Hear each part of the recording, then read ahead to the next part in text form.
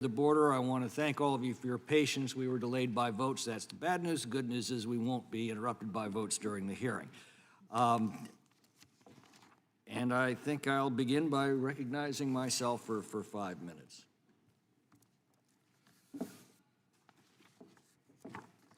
During a trip to the Yuma sector last year, we met with a group of Border Patrol agents. And I said, look, Congress writes the laws. We can't enforce them. So what laws do you need us to write? And to a person, these line agents all said, we don't need new laws. We need to enforce the laws we already have. At Eagle Pass in January, the head of the Border Patrol said, I'm standing in front of an open fire hydrant with a bucket. I don't need more buckets. I need someone to turn off the hydrant. Donald Trump did exactly that. He enforced our existing laws.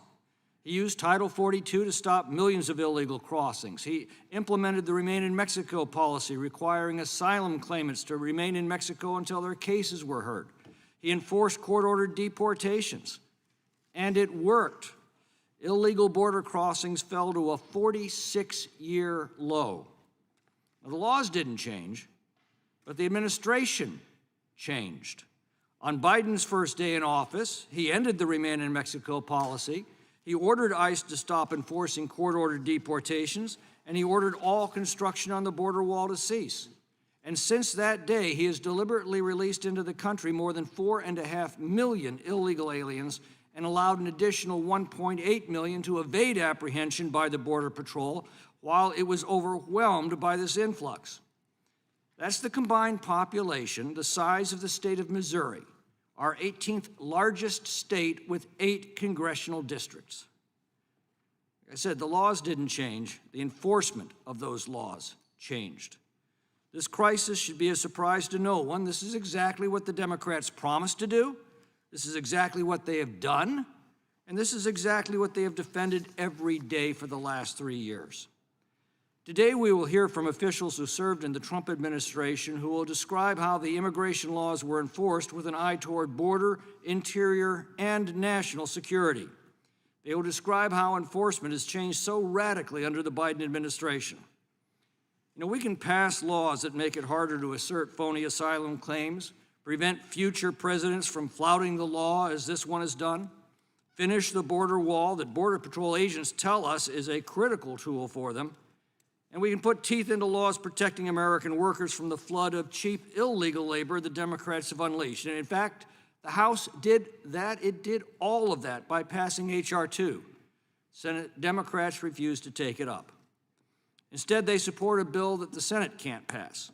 That bill would make it impossible for a future president to secure the border by requiring the lease of 4,000 such claimants a day into the country before the president can take any action. Current law requires the detention of all such claimants. The Senate bill would require the release of all such claimants while tapping American taxpayers for another $1.6 billion on top of the billions we are already paying to support them and to encourage millions more still to come. Under the Senate bill, even when an administration can finally use the weak authority to shut down the border's never really shut down, as the bill requires at least 1,400 illegal aliens a day to be processed into the country at ports of entry, at a minimum. The American people are coming to well understand the implications to the safety, security, and prosperity of our nation.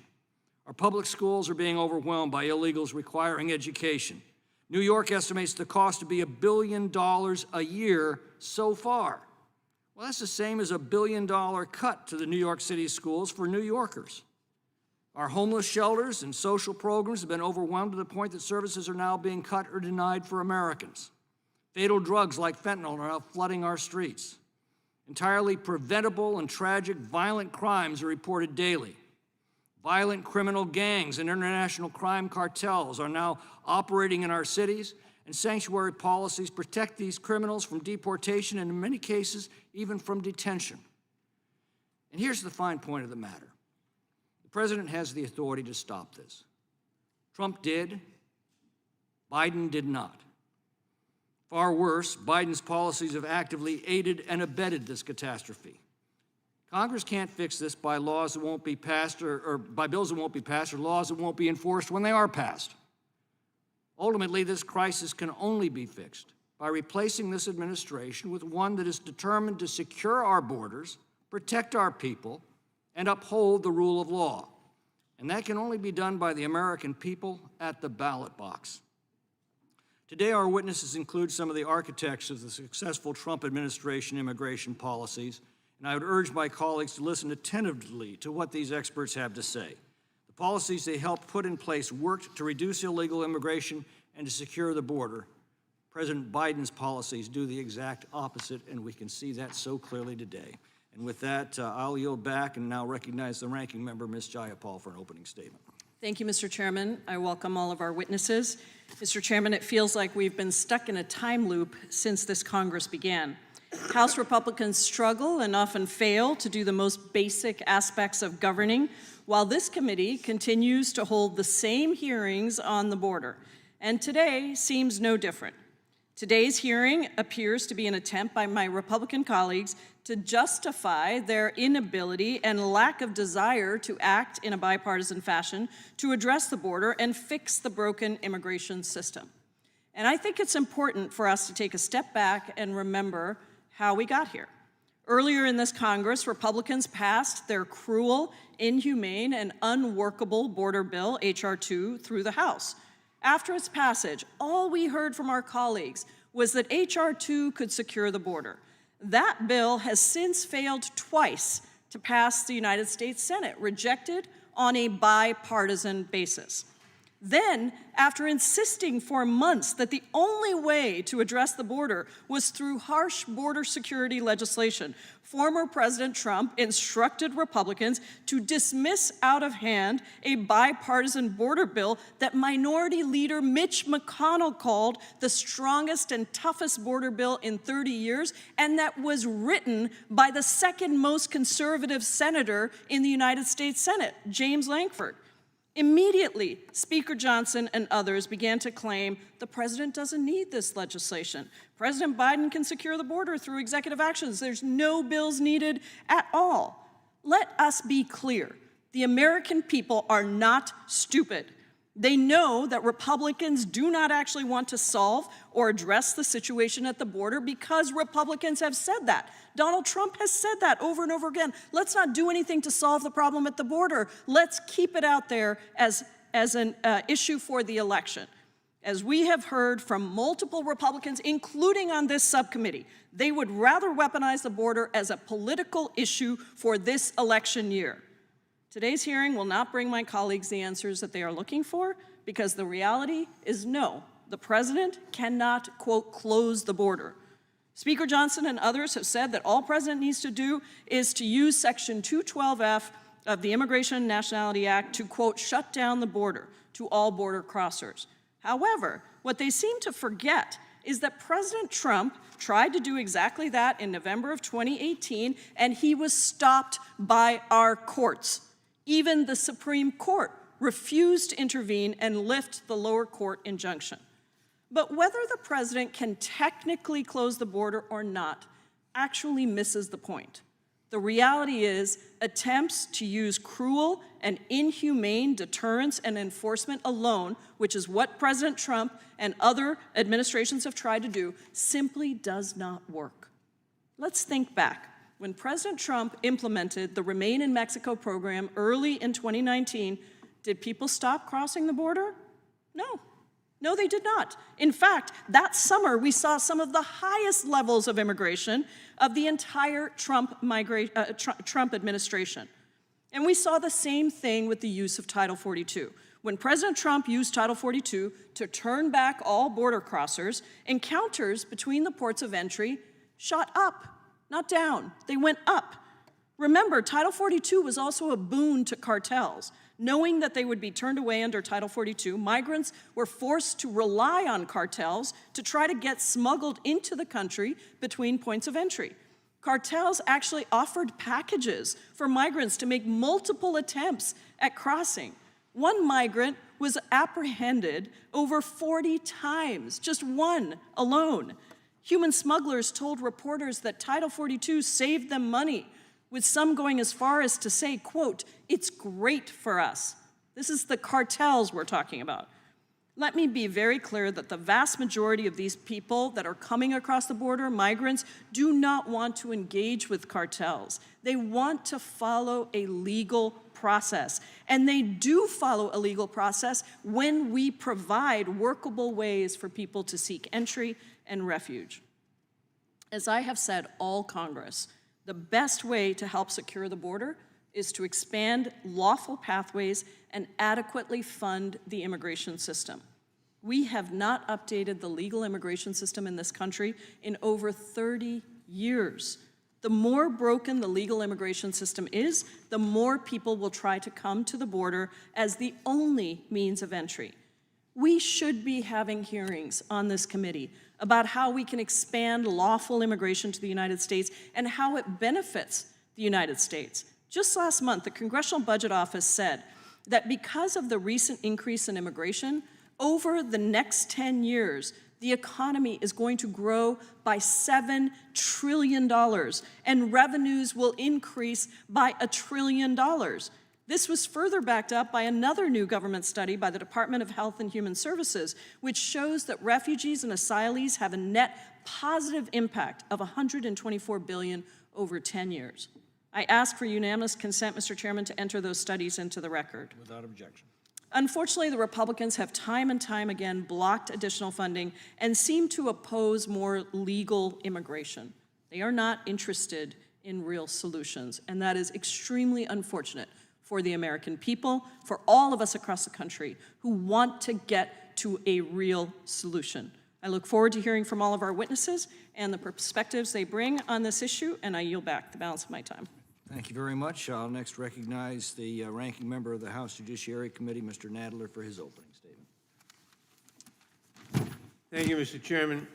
Mr. Chairman, no president has ever had the ability to fully stop unlawful crossings. The notion that the president has all the authority, not to mention the resources, that he needs to solve all the issues at the border with a stroke of his pen is a fantasy. It has been dreamed up by a Republican Party desperate to justify their rejection of a bipartisan Senate deal to address border security. They are embarrassed to admit that the real reason they abandoned the deal was because Donald Trump told them to. At the behest of Donald Trump, Republicans cannot take yes for an answer. They are tying themselves in knots, not willing to do anything to actually address the border or to fix our immigration system because they want to keep immigration alive as a campaign issue. So now they have changed course. Despite spending the last year claiming that the only solution to the border crisis was their absurd and unworkable messaging bill H.R. 2, a bill that got only 32 votes in the Senate last week, House Republicans now tell us that the president's had the authority to fix the border all along. He just won't use it. What a joke. What pure hogwash. Let's take a trip down memory lane. We have not meaningfully updated our immigration system in 30 years. Congress has tried multiple times to enact comprehensive immigration reform. The Senate last tried in 2013. House Republicans have stood in the way of progress at every turn. House Republicans have also refused to provide additional resources and personnel for the border. In 2021, all but 6 current House Republicans voted against the bipartisan infrastructure deal, which provided additional funding to ports of entry to combat smuggling of people and drugs. And by the way, we know that most fentanyl, almost all the fentanyl, comes in hidden in trucks that pass through ports of entry. And the way to stop the importation of fentanyl and the poisoning of our people is not to worry about individual migrants, it's to increase the inspection facilities at the points of entry. But Republicans don't want to do that. All but 2 current House Republicans voted against providing robust funding for border security operations in the FY 2023 appropriations omnibus legislation. That bill provided more than $17 billion to Customs and Border Protection, including funding for an additional 300 Border Patrol agents. The omnibus also included $60 million to hire 125 CBP officers and $70 million for non-intrusive inspection technology to detect narcotics, like fentanyl, and firearms at ports of entry. Then in October 2023, President Biden asked Congress for additional funding to support CBP in securing our ports of entry from drugs, to create a more orderly process at our border, and to hire more asylum officers and judges so cases could be heard in weeks, not years. He also proposed providing the support that Ukraine and other allies around the world desperately need. Support, I might add, that does not just go abroad, but that runs through manufacturing towns all across America. But again, in Donald Trump's direction, Republicans said no. Instead, they made what they thought would be an impossible demand, that they would not provide aid to Ukraine or fund the president's border request unless policy measures to secure the border were attached. And then, to their surprise and horror, Democrats actually reached across the aisle to work with them towards a bipartisan solution, throwing a wrench into their plans. Republicans want to believe that Democrats are the caricatures they paint us as on Fox and Newsmax. But what they fail to understand is that all we want is a government that works for the people. That's why we fight for a humane immigration system, an expanded social safety net, and protections for women, people of color, and LGBTQIA plus people. But most importantly, they fail to understand that we govern responsibly. We don't allow ourselves to fall into chaos that does nothing but weaken us on the world stage. So House Republicans were caught flat-footed when Senate Democrats worked with Republicans to craft a bill to meet their border demands, a bill that Minority Leader Mitch McConnell called the strongest border bill in 30 years, that Senators Thune and Graham said contained measures that could never be passed in a Republican-led Senate. But even this bill, which contained provisions that I and many of my colleagues on this side of the aisle found deeply troubling, was not enough for House Republicans. They bowed to the demands of Donald Trump that they preserve the immigration issue for his campaign, and they killed the bill before it even got off the ground. As ever, they could not bring themselves to take yes for an answer. And so now, in a desperate attempt to save face, they're switching tactics. Despite the months they spent saying that H.R. 2 was the silver bullet, and that legislation was absolutely necessary to fix the border, now they say that the system had a magic silver bullet in it all along. Speaker Johnson and the Chaos Caucus are insisting that the president can simply use Section 212F of the Immigration and Nationality Act to prevent immigrants from crossing the border. If this sounds like a familiar argument to you, it should. That's because President Trump tried to do exactly that in 2018, and he was immediately shot down by the courts. The president does not have the authority to unilaterally shut down the border. Neither our laws nor our democracy allow such a power. To pretend otherwise is absurd. Congress must work together to provide the legal tools and the resources necessary to address the border crisis. I know that there are Democrats willing to put in the hard work, but so far House Republicans have proven that Democrats have no partner in this effort. And so, while I look forward to hearing from our witnesses, we already know the answer to the question that the majority is posing today, and more importantly, we know exactly why they are posing it. MAGA Republicans want to talk about the border, but they don't want to do anything about it for the most partisan, cynical reasons. I yield back. The gentleman is back. Chair is now pleased to recognize the chairman of the House Judiciary Committee, Mr. Jordan. I thank the chairman. I won't make a statement. I want to get on with the testimony here from these fine witnesses, but I want to mostly thank the chairman for putting this hearing together on this critical subject that the American people care deeply about. With that, I would yield back. Thank you. Well, then we'll now go to our panel of witnesses, and I want to again thank them for their patience for the delay. The witnesses we have today are Mr. Art Arthur. He's the resident fellow in law and policy for the Center for Immigration Studies. Prior to that, Mr. Arthur served in the Immigration and Naturalization Service General Counsel's Office as a counsel in the House Judiciary Committee, as an immigration judge, and as staff director for the National Security Subcommittee for the House Committee on Oversight and Government Reform. He earned a J.D. from George Washington School of Law and a bachelor's at the University of Virginia. Mr. Tom Homan is the former acting director of U.S. Immigration and Customs Enforcement during the Trump administration, serving in senior roles at ICE during several administrations. He has 34 years of experience in federal immigration enforcement, and he currently serves as a visiting fellow at the Heritage Foundation. Next is Mr. Aaron Reichland Melnick. Mr. Reichlin Melnick is currently the Policy Director at the American Immigration Council, where he's also served as a Policy Counsel and a staff attorney. Prior to that, he was a Justice Fellow on the Immigrant Justice Corps and the Legal Aid Society in New York. He earned a JD at Georgetown University Law Center and a bachelor's at Brandeis University. He's here at the invitation of the minority. And finally, we have Mr. Gene Hamilton. Mr. Hamilton serves as Vice President and General Counsel of American First Legal. Prior to that, Mr. Hamilton served as counselor to the Attorney General at the Department of Justice during the Trump administration.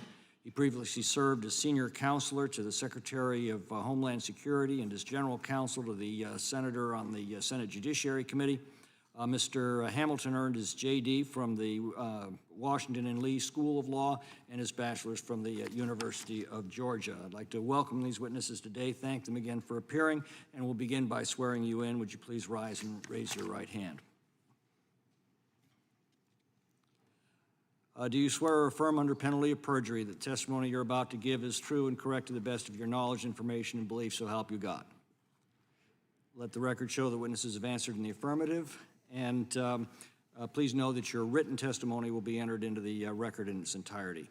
Accordingly, we'd ask that you summarize your testimony in 5 minutes, and we'll begin with Mr. Arthur. Thank you, Mr. Chairman. Just to don't want to correct the chairman, I never actually served in the Trump administration. I served from the George H.W. Bush administration through President Barack Obama. Chairman McClintock, Ranking Member Jayapal, and members of the subcommittee, thank you for inviting me here today. The topic is timely, as we are in the midst of an unprecedented border crisis. Every month, tens of thousands are apprehended at the southwest border, even while more than 43,000 others, without visas, schedule appointments at the border ports. The vast majority are released, which, as a federal judge found last March, is driving the border crisis. And that doesn't count tens of thousands who evade agents monthly, so-called gotaways. Their entries are imposing billions in fiscal costs on states and localities for housing, healthcare, education, and other expenses.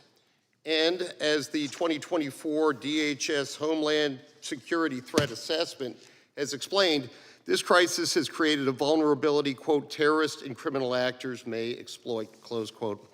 The Constitution and the Immigration and Nationality Act provide the president with numerous and sufficient authorities to bring security to the border, which I discussed at length in my written testimony. Key, however, is detention, which has been mandated for aliens at the ports since 1903 and for unlawful entrants since 1996. Unlike preceding administrations, the current one has largely failed to comply with those statutory mandates, instead ending family detention entirely while asking Congress for fewer detention beds in succeeding budgets and claiming they'll be sufficient to comply with DHS's statutory mandates. They're not. The DHS secretary, under 8 United States Code section 1368B, is supposed to tell this committee every 6 months how many beds the department needs to meet those requirements. If it has sent you those semi-annual reports, it's news to me. But Congress must fund that detention and the resources needed to adjudicate those aliens' cases and removals. That will be costly at first, but those costs will quickly drop as entries drop. As long as illegal entrants know they'll be released to live and work here indefinitely, pending the adjudication of their asylum claims, they'll continue to come. Detention also allows DHS to screen out those with valid asylum claims and remove the rest. As importantly, it would shift the costs of caring for those migrants from the cities and states to the federal government where it belongs. Such detention must be humane and provide those housed sustenance, medical care, and education. As a judge, I had jurisdiction over a family center that exceeded all of those standards. A 2015 district court order in Flores versus Lynch, however, prevents DHS from housing families for more than 20 days. I respectfully disagree with the conclusions therein. In 2019, a federal bipartisan panel concluded that the children in those families are traumatized by the illegal journey here, and that parents and children alike are particularly vulnerable to criminal predation. The panel found that Flores had exacerbated the pull factors drawing those migrants to this country and called on Congress to reverse it by legislation. Failing that, it asked DHS to issue regulations replacing that order and allowing for family migrant detention. The last administration did so, only to have those regulations enjoined. The incoming Biden administration failed to seek Supreme Court review and has also failed to issue regulations of its own. More than 1.8 million family aliens have been apprehended at the southwest border since February 2021. The administration can also use diplomacy to encourage its regional partners to secure their own borders, which would deter new arrivals from abroad. The U.S. accounts for 25% of global GDP and is Mexico's most important trading partner. Reports suggest that the Biden administration has used its diplomatic power to encourage greater enforcement in that country, but more can be done. Last May, the administration did attempt to restrict asylum for aliens entering illegally, and until recently was fighting court challenges against it. Last month, however, DOJ asked the courts to pause those cases pending settlement negotiations. I commend to you the February 21 order in one of those cases, East Bay Sanctuary Covenant versus Biden, and in particular, the dissent by Judge Lawrence Van Dyke. I take no position on the claims that Judge Van Dyke makes, but in any event, it's incumbent on DOJ and DHS to coordinate any administrative action securing the border to ensure challenges will be litigated forcefully into a conclusion. In September 1994, Barbara Jordan, former member of this committee and chairman of the U.S. Committee on Immigration Reform, appeared before this subcommittee and warned that, quote, if we cannot control illegal immigration, we cannot sustain our national interest in legal immigration. Look at the polling, talk to your constituents, and you'll see that's what's happening today. That's bad because America needs immigration, albeit on the terms Congress has established. The administration and this Congress can and must do more to secure the border. The stakes are too high not to. Thank you, and I look forward to your questions. Great, thank you very much for your testimony. I'm next pleased to welcome Mr. Tom Homan back before this committee. All right, you have my written statement. I'm not going to read an oral statement. I'm just going to talk. I started as a Border Patrol agent in 1984. I became a special agent, climbed the ranks, become the first ICE director that actually came up through the ranks. I worked for 6 presidents, starting with Ronald Reagan. I've seen a lot of policies come and go. I see policies that worked, policies that didn't. Every president I ever worked for took border security serious. Clinton and Obama took it serious. They took steps to secure the border because they understood, like every other president, you can't have strong national security if you don't have strong border security.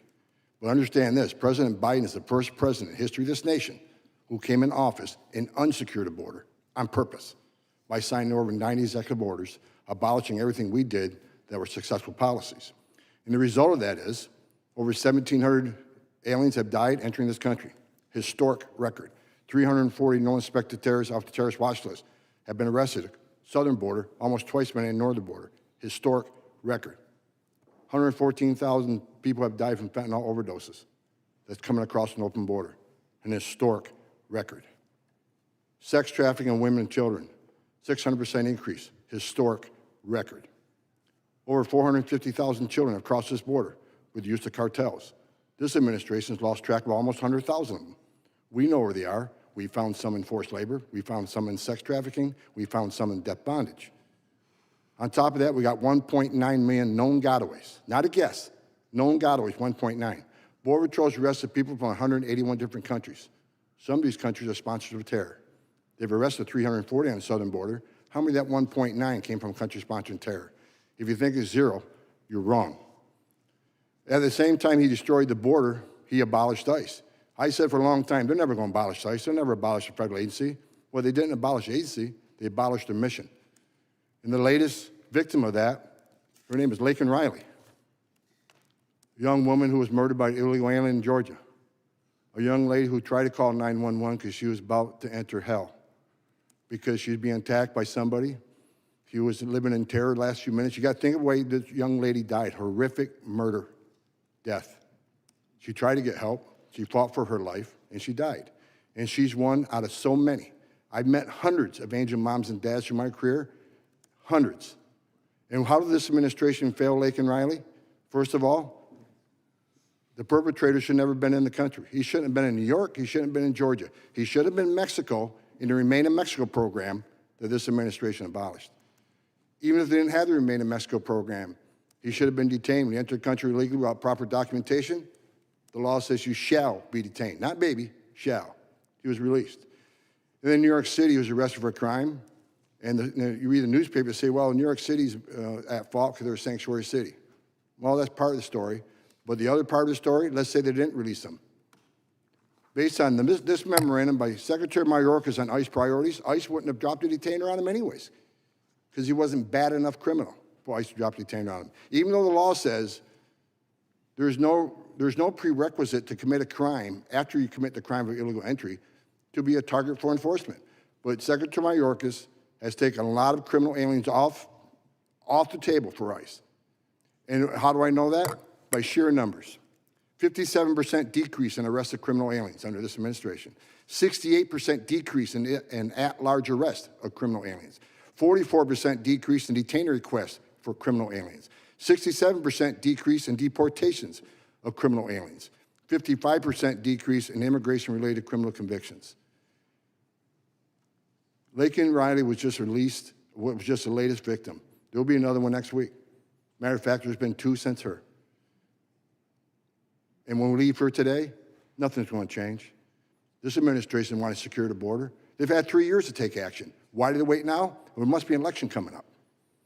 Then they come up with a bill in Senate that they know will never pass the House, so they can say, well, now it's the Republicans' fault. And they want to blame President Trump for his actions. People say President Trump's inhumane. Tom Homan's inhumane. We're racist. When Trump had illegal immigration at a 40, 45-year low, how many women didn't get raped? How many children weren't lost? How many women and children weren't sex trafficked? How many pounds of fentanyl didn't get in the country to kill Americans? President Trump's policy saved lives. Bottom line, the data shows it. And this administration has destroyed the most secure border I've seen in my lifetime in 34 years doing this job. And that's just a stone cold fact. Thank you. Thank you very much. We'll next hear from Mr. Reichlin Melnick. Chairman Jordan, Chairman McClintock, Ranking Member Jayapal, and distinguished members of the subcommittee. My name is Aaron Reichlin Melnick. I'm the Policy Director at the American Immigration Council, a nonprofit organization dedicated to the belief that immigrants are part of our national fabric and to ensuring that the United States provides a fair process for all immigrants, including those seeking protection. There should be no doubt that we need new laws and more resources to respond to the current situation at the border. The last time Congress made any major changes to the asylum process was 1996, when the Macarena was still a hit dance craze and the main concern at the border was Mexican laborers seeking work. Our asylum system was designed in a largely pre-digital age before the rise of social media, smartphones, translation apps, and a world that has become smaller than ever. Over the last decade, presidential authority to address the border has been stretched as far as it can go and often taken beyond what the law allows. Every president over the last 20 years, from Bush through Biden, has called for changes in the law and for more resources. Even President Trump previously said in 2018 that, quote, the only long-term solution, end quote, was for Congress to act. But despite decades of bipartisan agreement that Congress needs to legislate, with of course stark disagreements as to how, in recent months an unusual theory has taken hold, that the president can shut the US-Mexico border to migrants with the stroke of a pen and no help from Congress. This theory is fundamentally wrong. No such authority exists, not even Section 212F of the Immigration and Nationality Act, which in 2018 President Trump tried and failed to use to shut the border. But even if there were some overlooked law on the books which authorized the president to turn away everyone, operational and diplomatic limitations prevent any president from simply shutting the border overnight. First, US and international law still require a screening for anyone who expresses a fear of persecution before deportation, even if asylum itself is banned. And without enough asylum officers to carry out those screenings, even a policy which bars asylum to all migrants can only be applied at the border to a limited number of people. This is not theoretical. In May, the Biden administration restricted asylum for nearly all migrants crossing the border outside ports of entry. But even though DHS is currently setting new records for credible fear interviews, nearly double the number of credible fear interviews done under the Trump administration, lack of asylum officers means that most people crossing can't have this restriction applied until years later in court in front of an immigration judge. And other issues exist too. Many migrants arriving at the border today cannot be deported at all because there is no country that is willing to take them. For example, Venezuela, a country which we have subject to intense sanctions, has for years retaliated by barring direct US deportation flights. Fewer than 3,000 Venezuelans have been deported via commercial airlines in the last decade. And when the Biden administration briefly got Venezuela to restart deportation flights, they ended in a matter of months because once again the Maduro regime cracked down on elections and stopped the planes. So how do we fix this? Well, hiring more immigration judges and asylum officers is an easy first step. A robust infusion of resources over time will eliminate bottlenecks and allow us to carry out basic screenings and decide asylum cases in months, not years. But we also need innovative thinking about restructuring the system for modern challenges that we face today. For example, migrants must wait years for their cases to be heard in the system that is backlogged as it is. But back in 1996, we made it illegal for asylum seekers to work and support themselves in the months after they arrive. If asylum seekers could work, they wouldn't have to sit around in shelters all day, and they could support themselves. And if the federal government played a leading role in coordinating arrivals, cities could work together and tap federal resources to get people on their feet as they go through the process with limited impact on local budget and an improvement of the process for everyone. Beyond providing sufficient resources to reestablish a functioning asylum system, Congress must also pay attention to our legal immigration system, which is plagued with backlogs and rising costs. Not only are we driving away the world's best and brightest, but our broken legal immigration system helps unscrupulous actors sell migrants on the idea that the asylum system is their only way to seek the American dream. Over the last decade, we've seen presidents try more and more aggressive crackdowns and ramped up enforcement. It has not worked. So today, Congress has a choice. Do we kick the can down the road yet again, or do we do the one thing that we haven't tried and rebuild our broken asylum system, hiring more asylum officers, cutting backlogs, and giving people a fair shot? I urge legislators to address this issue with the seriousness it deserves and not to fall for a myth that can be solved overnight. Thank you, and I look forward to your questions. And finally, we'll hear from Mr. Hamilton. Thank you. Chairman McClintock, Ranking Member Jayapal, other members of the committee, I appreciate the opportunity to testify before you today about this important issue. Laken Riley, Kayla Hamilton, Kate Steinle, Elizabeth Medina, Melissa Powell, and her son Reardon. These are just a few of the Americans who have been killed by illegal aliens who should not have been in the United States. And these are tragically just a few victims, not to mention the countless victims of assault, sexual assault, human trafficking, smuggling, and other crimes affecting American communities across the United States, as my colleague Mr. Homan articulated. Congress has provided the president and the executive branch with significant, powerful tools that can secure the border. Unfortunately, the situation we see today, the chaos, the crime, the overwhelmed cities and states, and the tearing apart of the very fabric of our nation, is the result of deliberate, intentional policy decisions made throughout the Biden administration since January 20th of 2021. President Biden himself bears responsibility for the situation today. The Biden administration has abandoned reason, common sense, and fidelity to the law when it comes to our immigration system. They have opted to end effective immigration enforcement policies employed by prior administrations of both political parties, and knowingly adopted policies that facilitate the entry of millions of illegal aliens into the United States. No society can thrive, much less sustain itself, under the pressures and damage caused by these decisions. As a country defined by our commitment to the rule of law, and given our exceptional position in recorded human history, we must acknowledge some fundamental principles when it comes to border security and our immigration system. Every country has a sovereign right and responsibility to control its borders, and the United States is no different.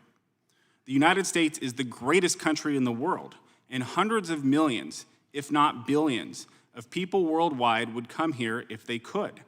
But we cannot accommodate even a fraction of those people. most illegal aliens are not asylum seekers.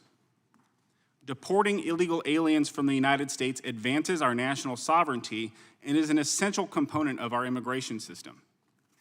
Further, doing so accords due respect for the individuals who obey our laws and come through the legal established visa programs. For those individuals who do not intend to use our visa system, but want to come to the United States anyways, only one thing matters: getting released into the interior of the United States. And of course then, releasing illegal aliens into the interior of the United States fundamentally results in more illegal aliens trying to come to the United States.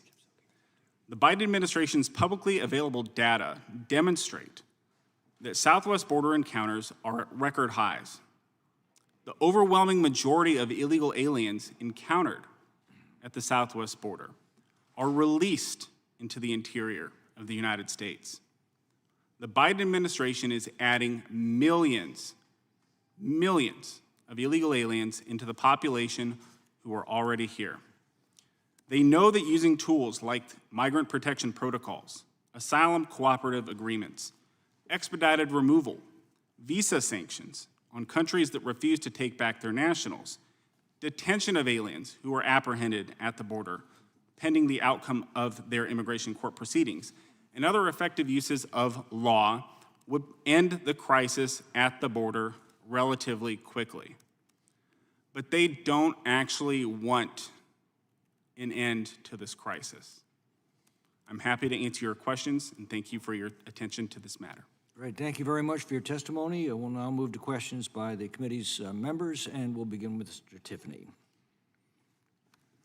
Thank you, Mr. Chairman. So, Mr. Hamilton, I'd like to add a story from northern Wisconsin in my district. Stephen Nashholm is dead. He is dead today. Just died a month ago when a second-time DWI offendant who was here illegally in America, got his first DWI a little over a year ago, allowed to skate, not detained, and now a father of 3 daughters in northern Wisconsin is dead as a result of what is going on down at the southern border. So I think I'll start with you, Mr. Arthur. We heard from Mr. Reichlin Melnick that we could be employing all these people that are here illegally in America. It seems like the most robust wage growth that happened for those people in the lower socioeconomic scale 4 years ago happened during the previous administration in like 20 or 30 years. Is that accurate? It is, Mr. Tiffany. Wages amongst Hispanic Americans, African Americans increased during that period of time. And we heard about these backlogs of people that want to come into our country legally. Does all of this, 10 million people at this point, does that help alleviate the backlogs that we have here? Respectfully, I would disagree with Mr. Reichlin Melnick. The pull factors that it creates encourage people to, even greater numbers of people to come here illegally. And in addition, and this is a problem that we're going to be facing for years to come right now, it creates smuggling networks that other nationals from countries far away from the United States, not traditional sending countries, can then use to come to this country. Mr. Holman, we heard that enforcement has not worked. Administration after administration, enforcement has not worked. Is that your experience? Absolutely not. There has to be a consequence. Look, you can't demand to have the right to claim asylum. I got a right to see a judge. You can get order removed, then we don't execute the order. If that's the case, shut down the immigration courts, take the Border Patrol off the border. There has to be a consequence. Entering this country illegally is a crime. It is not okay. So we have to execute final orders removal. And that's why lately there's been a lot of hate on, Trump said he's going to run the biggest deportation operation in history. Well, he's going to have to, because we just went through the largest historic illegal immigration crisis we've ever seen, and 90% of these people lose their case and get order removal. They need to be removed.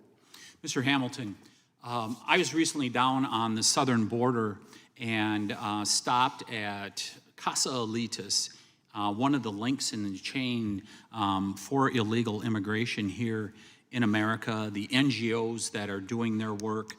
Just first, I'd throw out to you generally, is it correct, my observation, that NGOs, along with the cartels, the United Nations, and our United States government are a critical link in this chain at this point of bringing people into our country illegally? Absolutely. That's fundamentally true. There's absolutely no doubt about that based on my personal experience, observations in the past, and what's happening today. Are you familiar with the story of the Red Cross passing out maps to illegal immigrants as they go through Central America and Mexico to show them their way here? I've heard of such things, yes. Is that, I would defer to the two gentlemen on the left. Isn't that accurate that that has happened? Yes. And the, isn't it also accurate that organizations like the International Organization for Migration, which I think we fund 25% of the United Nations, don't we? Something like that. Isn't it also accurate that they are passing out prepaid debit cards? That's correct. So the NGOs are a critical chain in this part of this whole chain for illegal immigration. What should we do in regards to those NGOs that are facilitating illegal immigration, that are a link in the chain? Go ahead. Well, I think you need to stop funding them, first of all, because, you know, while there's thousands of empty ICE beds at about $117 a night, sitting empty, we'll pay an NGO to put them in a hotel room in New York City for $500 a night, 3 meals a day, free medical care, work authorization. I mean, you're rewarding illegal behavior. So I think, and when they're in ICE detention, the average length of stays is 35 to 40 days. When they get out, it'll be years. Mr. Chairman, I'm going to yield back. It seems like the NGOs are profiting off from this. Gentleman's time has expired. Ms. Jayapal. Thank you, Mr. Chairman. I want to start by noting that one of our witnesses was one of the leading architects of the Trump administration's cruel and horrific family separation policy. I was the first member of Congress to go and meet with separated moms detained in federal prison. I heard firsthand how the Trump administration imposed a zero humanity policy to prosecute parents in mass court proceedings, resulting in the United States government under Donald Trump tearing thousands of children from their moms and dads. None of the mothers that I met with even got to say goodbye to their children. Some were put in rooms right next to their children, and they could hear their children sobbing for them, and they never got to say goodbye. I am still to this day haunted by the testimonials that I heard from parents and from children. The Department of Justice Inspector General came out with a detailed report that says that Attorney General Sessions and his top aides, like our witness, Mr. Hamilton, were the key drivers of that policy. Mr. Chairman, I ask unanimous consent to enter that report into the record. Without objection. We have memos that were leaked, filled with edits and comments from Mr. Hamilton, where he clearly approves of a plan to, quote, begin separating family units, end quote, and is even looking for ways to ensure that children who are separated from their families are removed as quickly as possible. I ask unanimous consent that that be placed into the record as well. Without objection.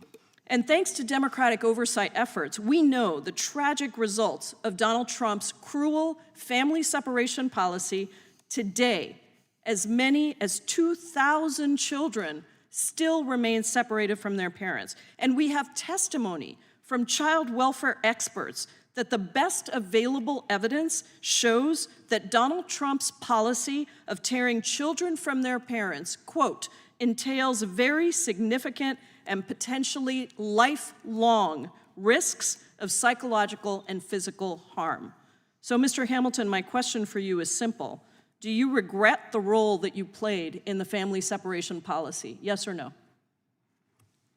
I would refer you to the statement that I provided. I asked for a yes or no answer. I'm giving Do you an answer. I'm not going to give you a yes or no. I would refer you to the statement that I provided to the Inspector General about my assessment of their report and the accuracy thereof.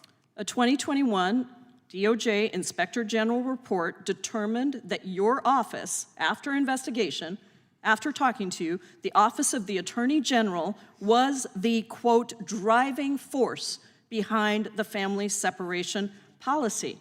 The Deputy Attorney General, Rod Rosenstein, actually issued a statement of regret for his role. I assume that you have no such statement of regret to offer us today?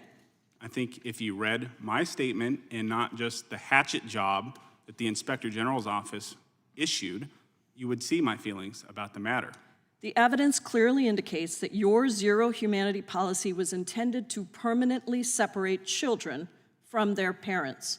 It is a fact that DOJ did not coordinate with HHS or even give HHS a heads up on the policy before rolling out the family separation policy. And as you know very well, children deemed or rendered unaccompanied are in HHS custody, and the DOJ Inspector General noted your own experience coordinating across multiple agencies to implement policy.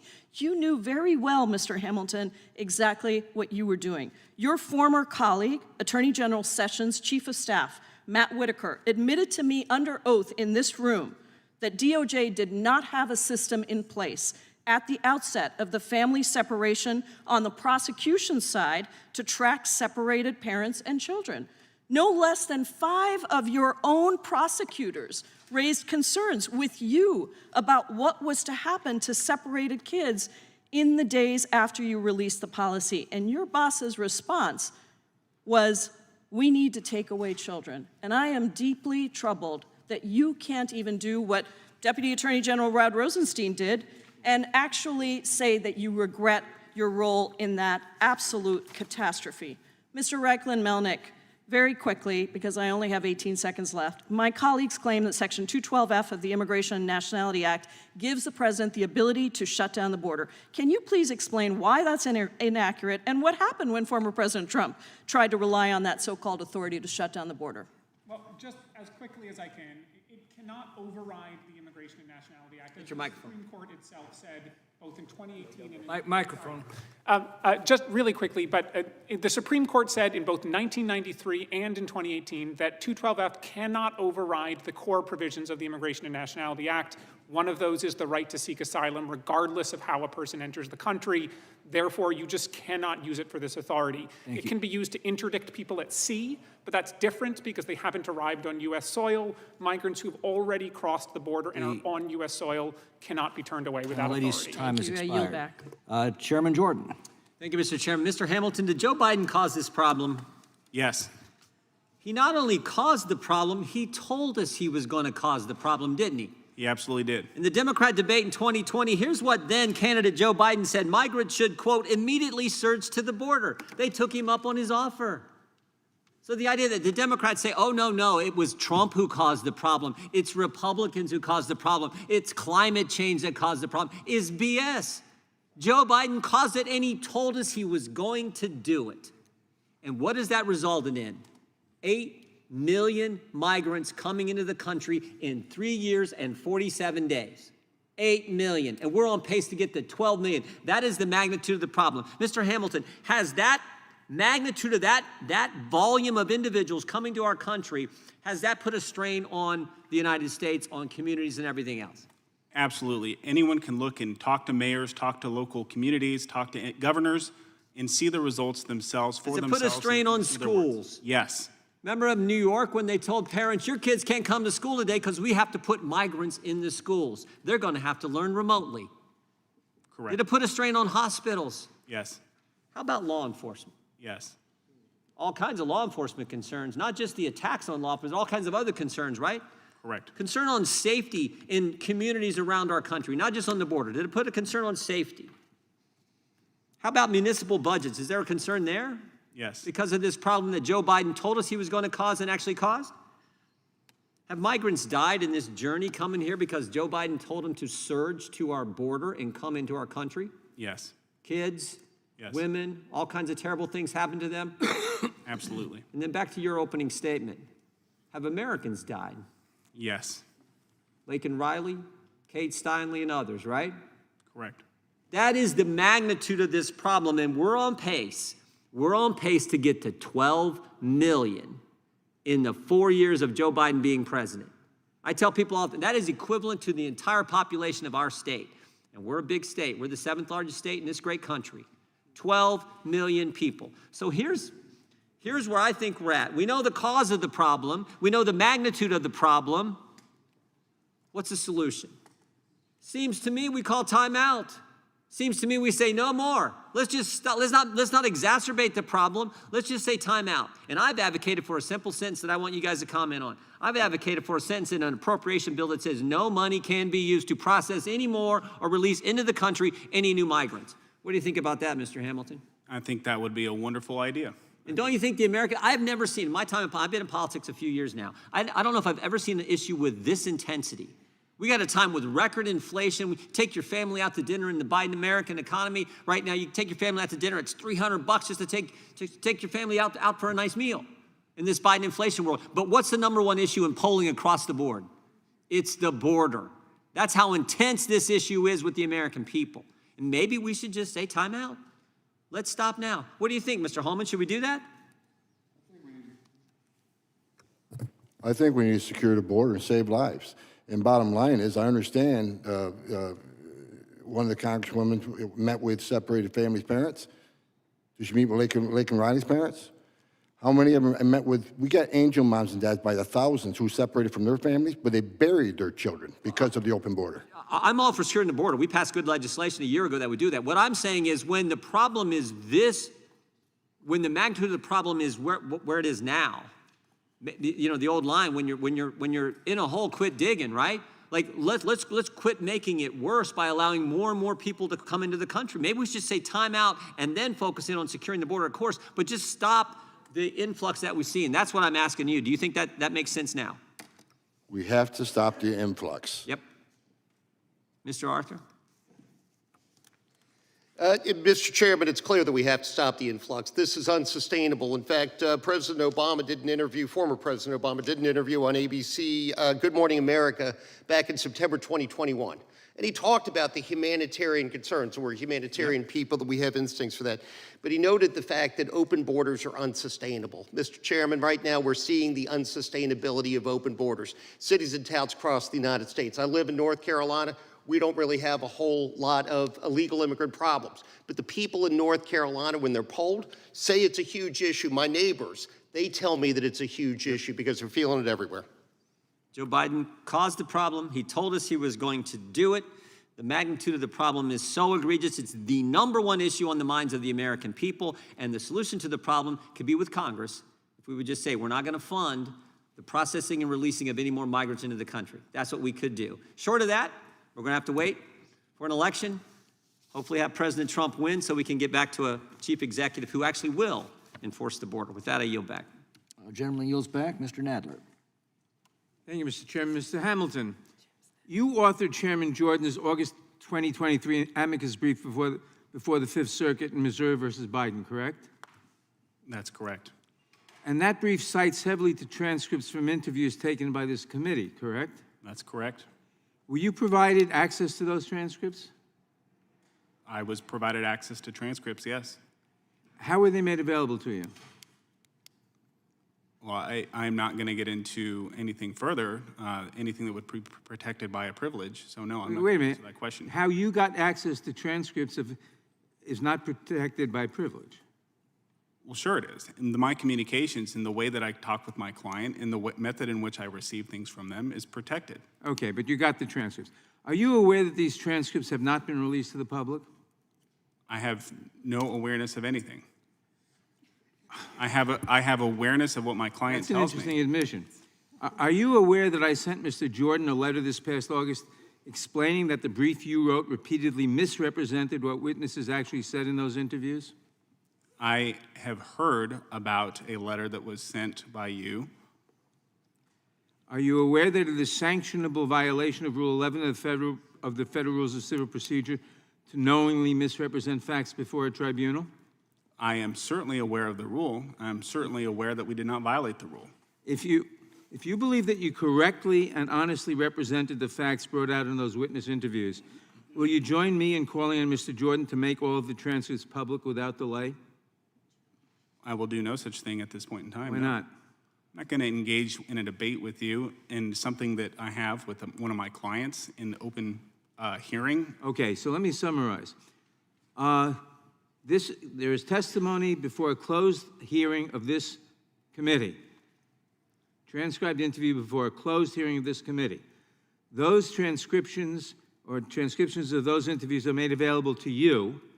You use them in a letter. You use them in a brief that you write. Those transcripts have not been released to the public, and allegations have been made, including by me, in a long letter to Mr. Jordan, that there were misrepresentations of those transcripts, and you won't join me in asking that they be made public so we can see whether, in fact, I am correct in saying that your letter, or your brief rather, misrepresents those transcripts. Mr. Chairman, I ask unanimous consent to place my August 2023 letter to Mr. Jordan into the record. Without objection. Thank you. Now, Mr. Reichen-Melnick, my colleagues on the other side of the dais seem fixated on the idea that the President and the executive branch have the ability to exert total control over the border, even going so far as to force an impeachment of Secretary Mayorkas because he could not adhere to the impossible, quote, operational control, close quote, standards of the Secure Fence Act. Has any president of any party ever been able to exert total operational control over the border in accordance with the standards for the Secure Fence Act? No, not at all. Has any country in modern history been able to exert such control over their borders? No, no country in human history has been able to shut the border to 100% of crossers. And in fact, every presidential administration, the last 3, have all released many people crossing the border. Thank you. When was the last time that Congress reformed the immigration system to expand lawful pathways, and have encounters at the border increased or decreased since that time? The last time Congress expanded lawful pathways was November 1990, 1 month before the first website went online. At the time, crossings were a little bit higher than they are today, but at the time, only about 1 in 3 people crossing was even detected. Today, 70 to 80% of people crossing are detected, given all the border security apparatus that's been built up since then. The numbers are about the same. About the same. It's hard to say because we don't have data on unique encounters, but Okay. not that different. In May of 2023, last year, the American Immigration Council published a report entitled Beyond the Border Solution, outlining recommendations for long-term fixes to the problems in our immigration system, rather than focusing on short-term patches. In the time we have left, can you please discuss some of the solutions you proposed in that report and how they would be more effective than trying to unilaterally shut down the border? The first and most important thing Congress can do is just put resources in the system. You cannot adjudicate asylum claims at the border rapidly if you don't have the asylum officers to do it. You cannot have immigration cases heard rapidly if you don't have the immigration judges to do it. You need to get the system functioning again, and the only way to do that is if Congress steps in. Unfortunately, earlier this week, I think today, Congress voted to actually cut the budget of the Immigration Court, cutting it by $16 million. This is not the way forward. We need to increase that budget. Great, thank you very much. Thank you very much. I yield back. Mr. Roy. Thank the chairman. Thank the witnesses for being here and providing your testimony. Mr. Homan, a quick question. Would you characterize my engagement with the Trump administration with respect to border security as strong, as supportive of what the Trump administration was doing and working with you, maybe Mr. Morgan and others, to try to accomplish the objectives of securing the border of the United States? Yes, sir. Would you characterize, based on your knowledge, that in some way, shape, or form, I, though, bow down to the former president? Would you think that would be the common knowledge of people out in the world, that somehow that is my position? Not you. Is it true that I endorsed an opponent of the former president in the primary? Yes, sir. Is it true that the former president called on a primary challenger for me in December? Sir. That the former president called on a primary challenger for me in December? Yes, sir. So the reason I bring that up is, are you also aware that I opposed fairly vigorously and loudly the Senate bill prior to the former president's commentary on the bill? You and every expert I know that wore the uniform and did the job. and numerous Republicans that you know and work with that were concerned and seeking guidance on what we were hearing in terms of what the Senate bill was going to be and how it was produced, expressed opposition to the bill prior to the former president commenting on the bill. Yes, because we believe H.R. 2 is a fix. And so the Senate bill was a fix. No, we believe H.R. 2.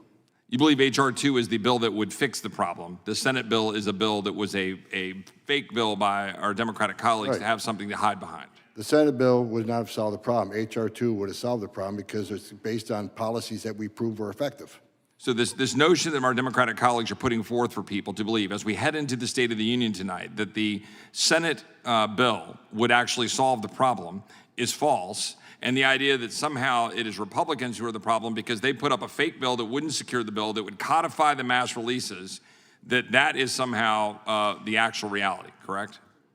I think the Senate bill was an attempt to switch gears and put it on the Republicans because they Correct. never passed the House.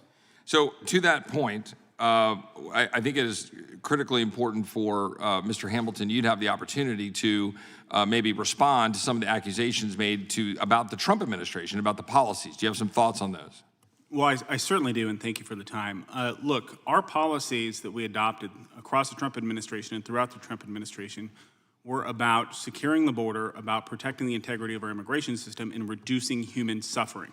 It's undoubted, no one can deny the fact that there are countless people who are harmed on the journey up to the United States, who are trafficked, who are enslaved here in the United States. And if we want to talk about family separations, I'd like to point out that this administration's policies have led to 500,000 children being separated by their parents coming to the United States by themselves and subjected to who knows what and lost by this Department of Health and Human Services. No one cares. No one cares where those kids are in this administration. No one's going out and looking for them. So for all these crocodile tears that are shed about what happened in a prosecution policy during the Trump administration, nobody cares about the 85,000 plus kids that this administration has lost and the 500,000 kids who have been trafficked here during this administration.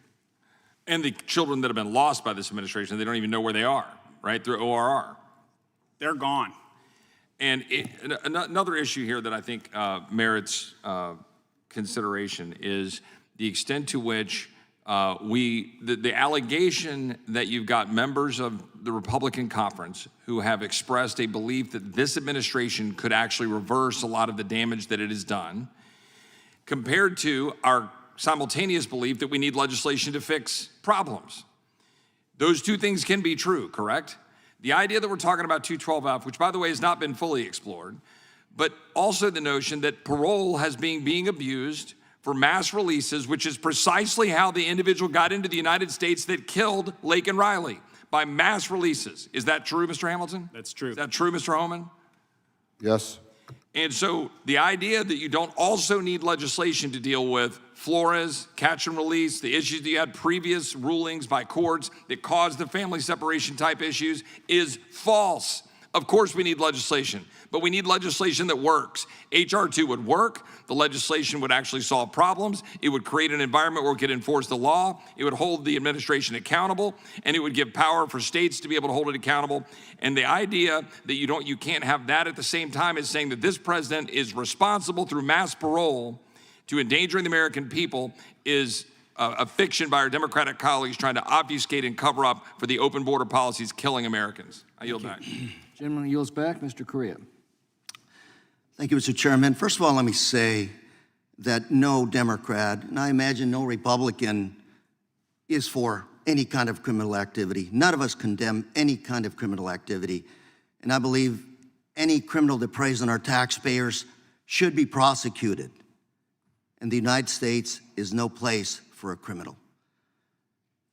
You know, a few years ago, I came home from work to police sirens, police activity, many police cars in my neighborhood. Later on, I found out that a man had been caught in the middle of an act of raping a woman in a local laundry room, apartment laundry room.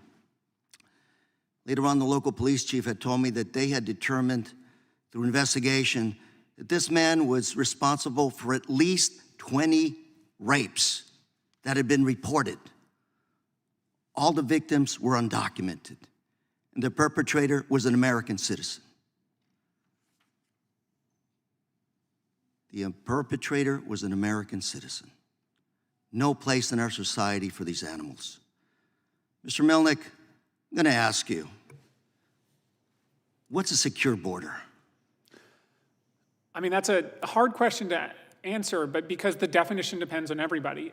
The border has had, is it a border? I'm going to that ask you 100% again, of people- have we Yeah. ever had a secure border on any administration? No administration has ever 100% shut the border. Mr. Melnick, that President Trump or President Biden caused the COVID epidemic. No. Is the border challenge right now that we have essentially a refugee crisis at our border? Is that unique to the United States? No, every country in the Western Hemisphere is Colombia has about 3 to 4 million refugees that they're dealing with. Costa Rica's ambassador was screaming at us the other day. He's got a refugee challenge. Mexico, and this morning I found out even Jordan has a major challenge with refugees. And of course, Germany and the rest of Europe. So my question to you is, why are people coming? I found out that by the time women from Central America reach our border, about 80% of them are either raped or sexually abused. And they prepare their bodies for that eventuality. So my question would be, from me to you, is why in God's name would a woman undertake that dangerous trip north? Is it because they're looking for a place to enjoy a vacation? Or why would they come north? No one wants to leave home. They leave because they have no other options or they feel that they have no other options. And because our legal immigration systems just don't allow people to come here in a way that we would want them to. Again, because we have 7.6 million people waiting in green card backlogs. It is taking people 20 years to get visas to come here, and that has allowed unscrupulous actors to sell this idea that coming to the southern border is the only way. And of course, it's a mixed flow. We have people arriving at our border today who have slam dunk asylum claims, and we have people who are just coming because the United States is the safest and most secure nation in the region, and we don't have a process. Is that something new, or is that something that's been going on here for a couple of hundred years? No, it's not new. What is new is, I think, how far abroad people are coming from, but certainly this idea of coming to the United States this way is not new. People have been crossing our border for over a century. So would you say right now the debate here in this country are confusing the refugee asylum challenge with immigration reform? Sounds like we're talking the same issue, but we really have two different issues. Today, my guest at the State of the Union is a dreamer who's been here almost all her life. She's studying medicine in my district, can't find that line to that door we keep talking about. Her family can't either, yet they've been productive members of this society for 20, 30 years. Are those two issues being kind of convoluted right now politically? Yeah, for most people, there's no line that they can get into. There's no Because there's no door. Get there. There's no door. And if we just have a myopic focus on just the U.S.-Mexico border and we ignore everything else that's Is happening in the Mexico hemisphere, helping us at the border? Are they being a partner with us, or are they not? our relationship with Mexico is incredibly entangled on migration. They have been 'Cause providing more and more assistance. Our guards in blue and green uniforms have told me they've never had better cooperation with Mexico at the border. It has been since Programa Frontera Sur under President Obama in 2014, we have had increasing cooperation with the Mexican government, but of course, that has not been enough given the scale of migration and displacement in the Western Hemisphere over the last few years. Thank you, Mr. Chairman. Once I time yield. has expired, Mr. Biggs. Thank you. Mr. Homan, who controls the U.S. southern border? Criminal cartels in Mexico.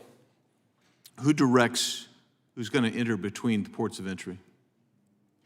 The criminal cartels in Mexico control our southern border. They decide who goes where, when, and how. Yeah. When was the last time you were at the border, Mr. Homan? 10 weeks ago.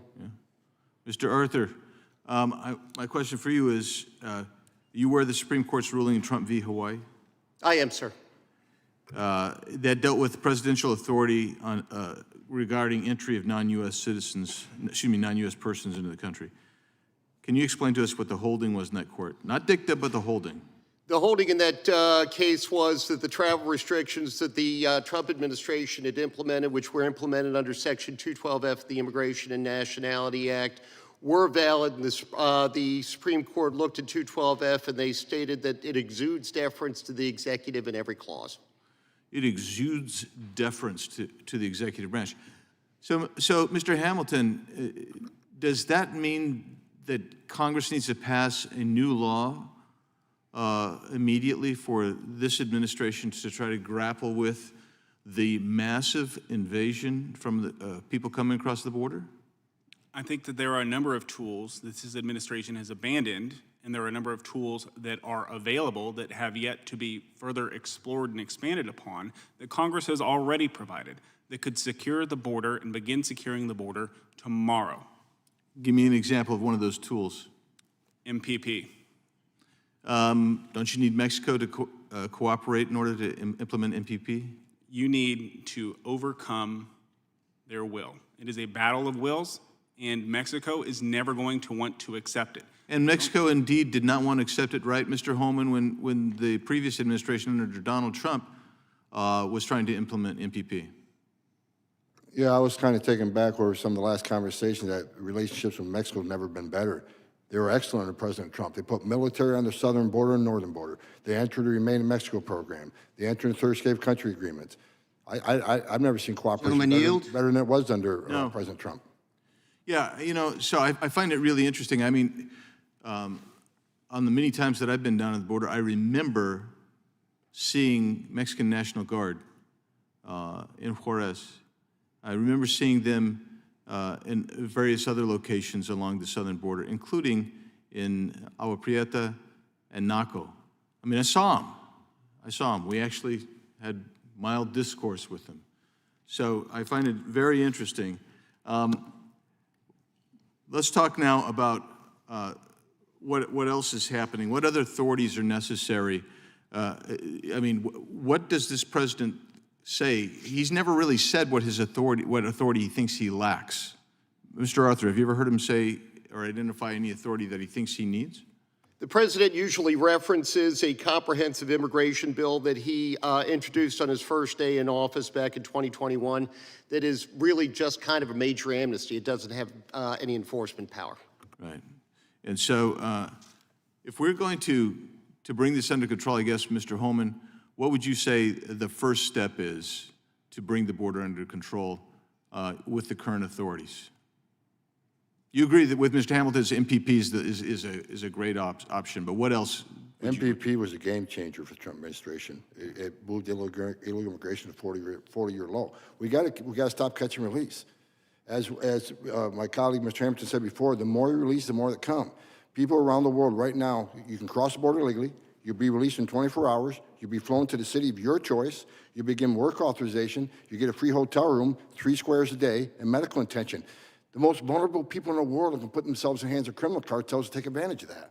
We got to end catch and release. And that's why the Remain in Mexico program worked, because after it got going in a few months, they stopped coming. Yeah, they realized they weren't being released in the United States. So I want to point out that the Yuma sector in 2021, anybody know how many encounters were at the Yuma sector for the entire year? The last year that Donald Trump was president, 2020. 8,600. 142 miles along that. 8,600. You know how many Yuma gets, about how long it takes them to get to 8,600? It's about 9 days now. And when I was recently down on the TO reservation, San Miguel, there is nothing on the Mexican side for 45 miles. Caborca's the nearest village. They're seeing 600 to 1,000 people a day. Yeah, this administration has plenty of authority to bring this under control.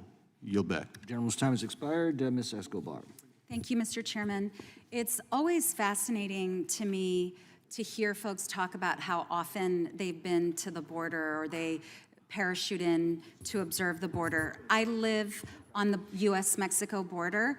I represent a wonderful community on the border, raised my kids on the border, proud third-generation border resident. There's so much to fact check in the conversation that's gone on to this point, it's hard to pick. But let me start with number one, this idea that the president alone can essentially change the status quo on immigration. If that were true, why would my Republican colleagues have put so much time and energy into filing their immigration bill, H.R. 2, which, by the way, relies almost completely on Mexico to accept nearly every migrant arriving at the southern border, something that's never happened, something that will never happen. Not only is it an interesting irony that they say the president can do it, but here's our great bill that will solve it, again, kind of incongruous. But I'd like to introduce a couple of articles into the record, so I'd ask unanimous consent. The first from June 20th, 2018, Washington Post, and the headline, Trump urges House GOP to fix immigration system.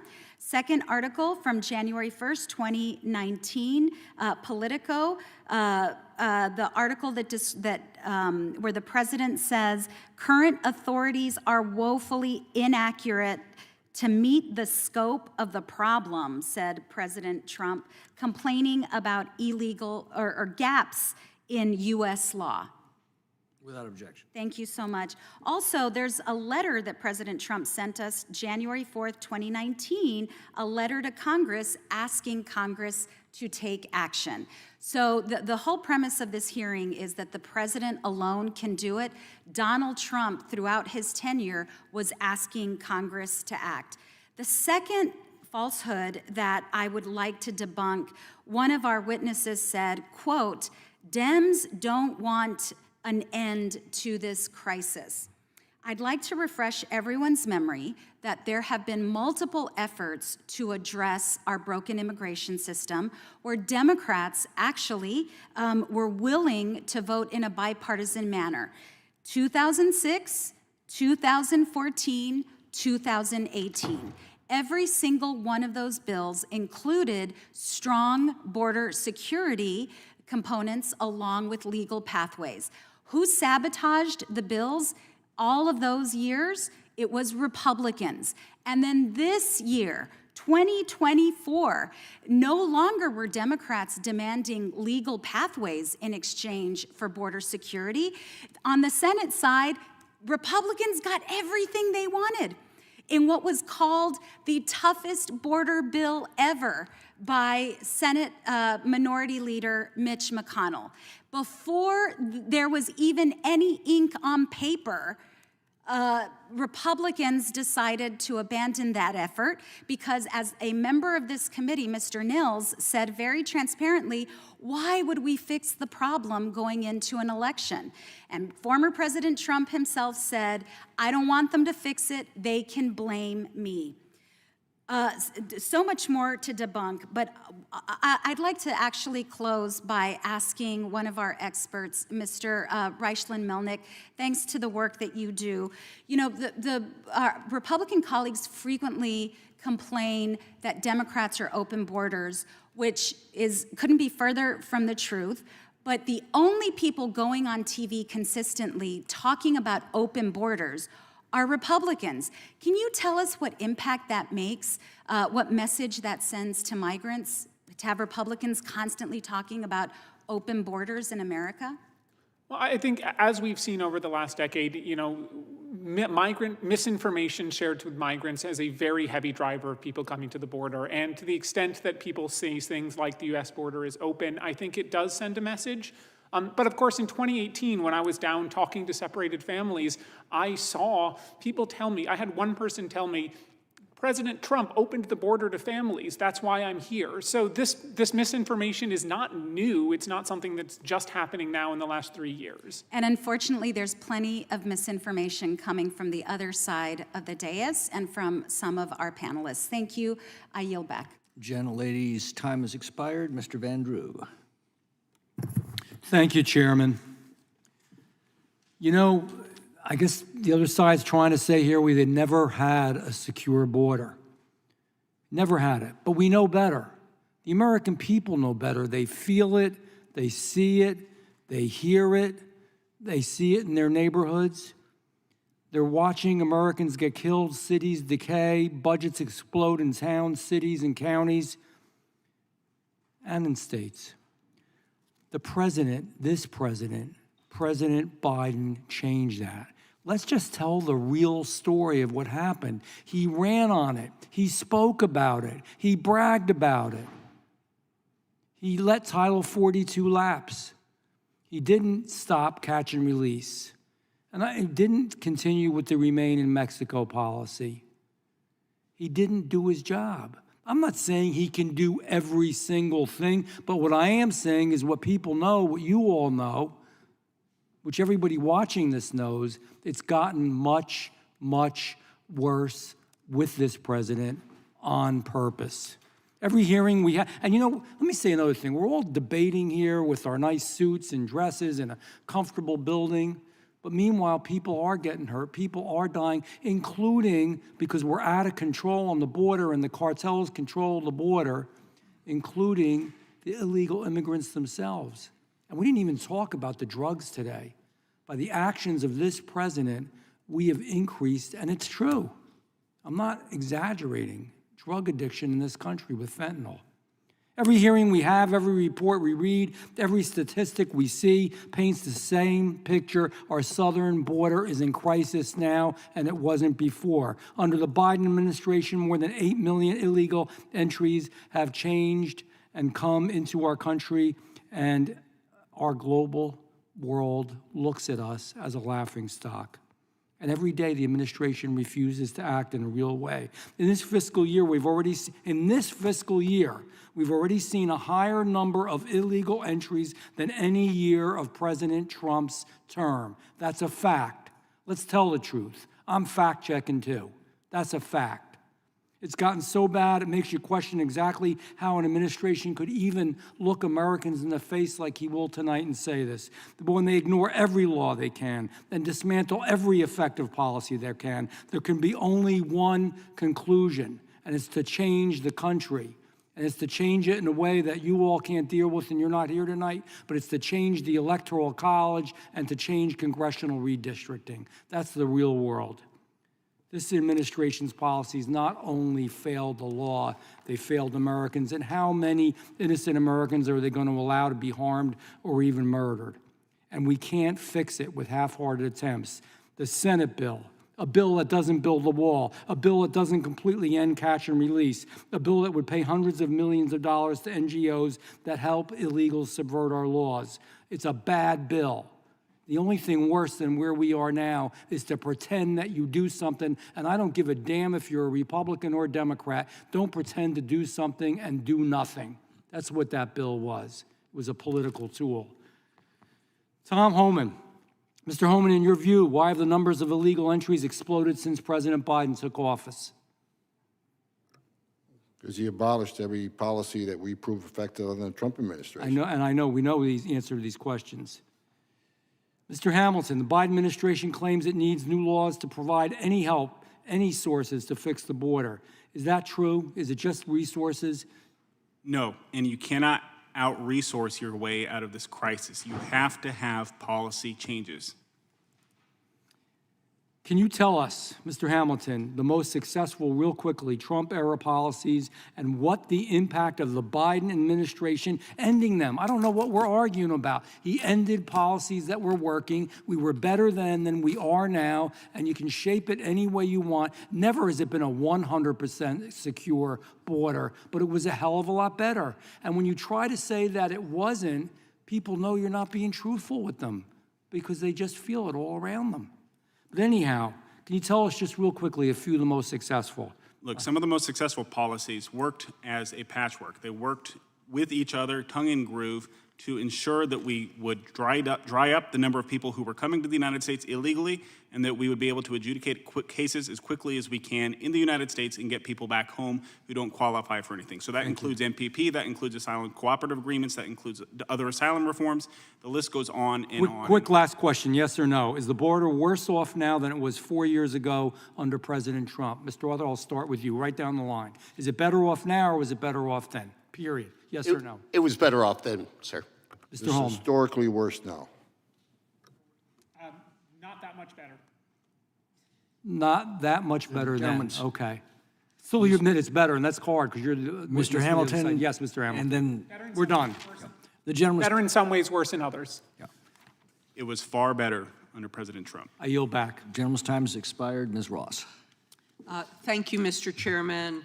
I'd like to enter into the record an article by Han DeHaas entitled "Border Crackdowns Won't Solve America's Immigration Crisis" that was published in the Wall Street Journal last week. Without objection. In this article, which I commend to everyone who's here and anybody who's watching, DeHaas highlights the economic drivers of immigration on our side of the border that are often are ignored in these policy discussions. The reality is that our economy needs more workers. And in this intense labor market, that drives immigration. I hear this from employers in my own district in the Research Triangle of North Carolina. They are begging for legal pathways to hire more workers. And we've heard this for the last 2 days in Washington, D.C. from the Business Roundtable. Migrants accept the cost and risk of journeying to the United States because they understand that their labor is in demand here and that employment will be easy to come by. In fact, DeHaas makes the point that immigration restrictions actually lead workers who might move to the U.S. temporarily for seasonal work to stay, since their opportunities to come and go are severely limited. Because of the militarization of the border, we no longer have the labor flow that we used to have. Instead, we have a population of migrant workers living in the United States year-round. And we have perverse policies like deporting kids who have come here legally with their parents, who age out of our immigration system because they simply cannot get a visa to stay because the lines are so long.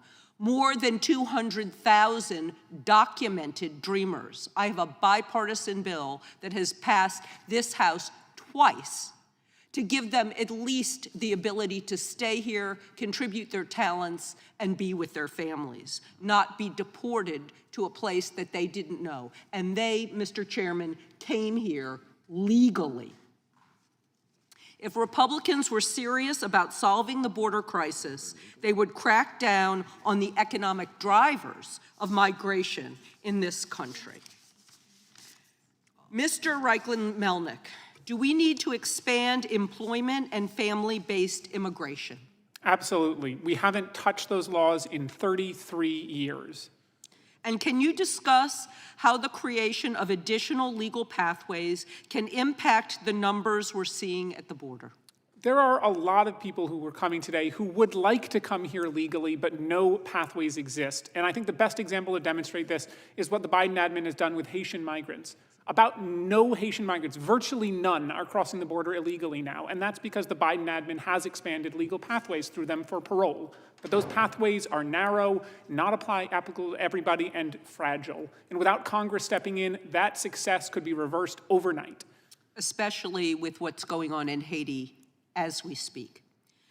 What additional legal pathways should Congress think about creating? Not just temporary guest worker programs that would let people come, but also ways for people to come here more permanently and be here with friends and families. People should not have to wait 80 years to get a visa, but there are people today, Indian nationals in particular, who are.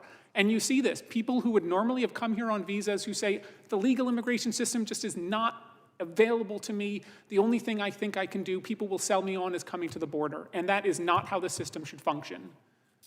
And would the expansion of legal pathways lead to a more orderly and safe process at the border? And if so, why? Yes, by addressing this issue in a comprehensive way, we have to look beyond just the lens of what is happening exactly at the border. We have to look at what's happening in our legal immigration system, and we have to look at what's happening globally. If all we do is pay attention to the border and don't think about all these other broken parts of our system, we're just going to find ourselves here again 5 years from now, 10 years from now, 20 years from now. Thank you. And Mr. Chairman, I just want to share with people, before I came back to Washington, I went to the annual farm breakfast that we have with our farming community in North Carolina. All across North Carolina they came. Number one issue was having more legal pathways for people who work in the agriculture business in North Carolina, which is the number one industry in North Carolina. I represent the high-tech, medical industries. They want the skilled workers, the H-1B workers, but the farm industry, number one issue, immigration. Thank you, Mr. Chairman, and I yield back. Gentlelady's time has expired. Mr. Moore. Mr. Homan, 2020, we had 4,651 Mexican encounters or U.S.-Mexico border encounters. That was in 2020. In 2021, it went to 1.7 million in 12-month period. What changed? Why did it go from 400,000 to 1.7 million in 12-month period? How's that possible? Because President Biden abolished the Trump policies that were effective. What policies? Remain in Mexico policy, the MPP, the third safe country agreement we had with Central American country, Guatemala, Honduras, and El Salvador, ending catch and release. Building the wall. The wall works. Every place they built a wall, illegal immigration went down, illegal drug flow went down, but the wall, more importantly, saved lives because the women and children, the most vulnerable who couldn't get over that wall, would go to a place where there's not a wall. And guess what's waiting for them? The men and women of the Border Patrol, who would give them first aid and take care of their humanitarian needs. Mr. Homan, we went to the border, it's been years ago, a couple years ago now, with Congressman Biggs, and you remember the little girls, the kids they threw over, you remember they brought the two children to the high place in the wall and tossed them over down to the concrete, right? Yes. And while they were doing that, my understanding was that was just a decoy. They tossed that 3-year-old and 5-year-old child over the wall so that others could come through in the opening up the road. So as the border agents were going to the rescue of those kids, in turn, the cartel were smuggling people into an opening down the road. And so we were talking about children and women. They talk about how cruel we are for separating the women or the children from their parents. My understanding is we've lost 100,000 children. We don't know where they're at. Is that the number that you're hearing? Since this administration took over, 100,000 children? Approximately 100,000, and HSI ISIS has numerous investigations of finding these children, for instance, cleaning up entrails in a meatpacking plant, a midnight shift, being forced into debt servitude. I mean, these children have been trafficked. Now, and I can't say every one, the 100,000 been trafficked, but we know many have. I've done this for 34 years. I've conducted many trafficking investigations. A lot of these children are living the life of hell right now. In one specific case, I remember, we had one sponsor that got 20 children. We shipped 20 children to this one location, but did not do a background check. You can't work a nursery in a church without a background check. And we sent 20 of these children to a place, to one sponsor, with no background check. What's happening? When you say indentured servants, tell me what you mean by this indentured servitude that you mentioned when you're talking in your testimony. What does that look like? That's how they pay their smuggling fees. When they get smuggled in the United States, they'll owe the cartel. Their family owes the cartel smuggling fees, and they're forced to do labor to pay those smuggling fees. So these moms and dads send their children, put them in the custody of this cartel, and then they have a fee they have to pay back. Is that what's going on? Approximately 450,000 children have been smuggled across the border in the hands of criminal cartels. And they're servants, basically. They're indentured servants now to the cartel. Many are. Unbelievable, unbelievable. Mr. Hamilton, what do you think, how did his administration utilize the Section 212F to make the patchwork? Is that what you call it? Is that how we did it? Did y'all secure the border? Because Sheriff Daniels came in 40 years, 4 decades on the U.S. southern border. He said in 2018 he had never seen it any more secure than it was then, and it's not worse. It's never seen it worse than it is today. What were y'all able to do that worked? Look, I think, again, without sounding like a broken record, MPP was a critical program. You have to dry up the flow. You can't just keep processing on the back end and allowing people to come into the United States. You have to dry up the flow of people who get caught and released into the United States, because ultimately, that's the only thing that matters. Yeah, and it's The not only us thing is talking about it on the news. It's them calling back home on the free cell phone saying, hey, we got a job, or we got subsidies, or we got a place to stay. Y'all come join us. That, when you talk about dried up, you talk about putting pressure on the border. When you open it up that way, once we get them in here and they know they're calling back home, then it just continues to flow. And that, I tell everybody, a closed border is a compassionate border. We're losing children, we're losing families, we're having families separated, obviously, but also just the death, the people trying to make that trip, and the women getting raped. The compassion is the closed border. But so you're saying that just, it's, when they know they've got, once they get it, to get here. I was told they get a free cell phone at $800 in Yuma, Arizona. That was the testimony that a sheriff gave me, under oath, by the way. And so, but then we just ship them wherever. So that's just, that's the issue, right? I mean, once they know that if they come here, they've got an opportunity, it's hard to stop it, isn't it? That's precisely right. It's the only thing that matters is release into the United States and the ability to get work, whether with or without authorization. And that's precisely why the Senate bill is such a disaster, because instead of stopping catch and release, what the Senate bill does is it mandates catch and release for significant numbers of aliens coming to the United States. So instead of solving the problem, it's just going to exacerbate the problem and make things worse. My time's up, and with that, Mr. Chairman, I'll yield back. Thank you very much. Mr. Hunt.